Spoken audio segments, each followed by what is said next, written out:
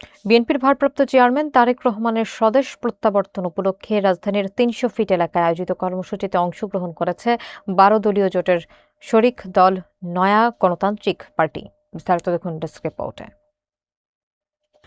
গতকাল বৃহস্পতিবার ২৫ ডিসেম্বর বাংলাদেশ জাতীয়তাবাদী দলের ভারপ্রাপ্ত চেয়ারম্যান তারেক রহমানের স্বদেশ প্রত্যাবর্তন উপলক্ষে আয়োজিত কর্মসূচিতে অংশগ্রহণ করে ১২ দলীয় জোটের অন্যতম শরিক দল নয়া গণতান্ত্রিক পার্টি।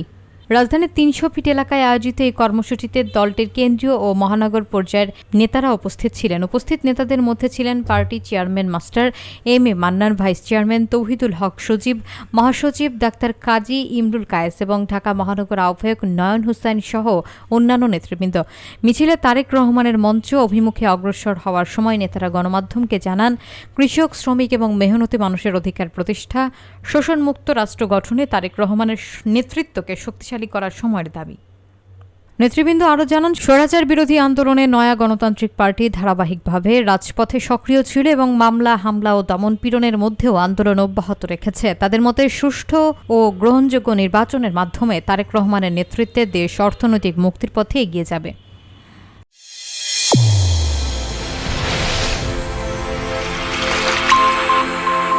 চ্যানেল A1 হৃদয়ের স্পন্দন।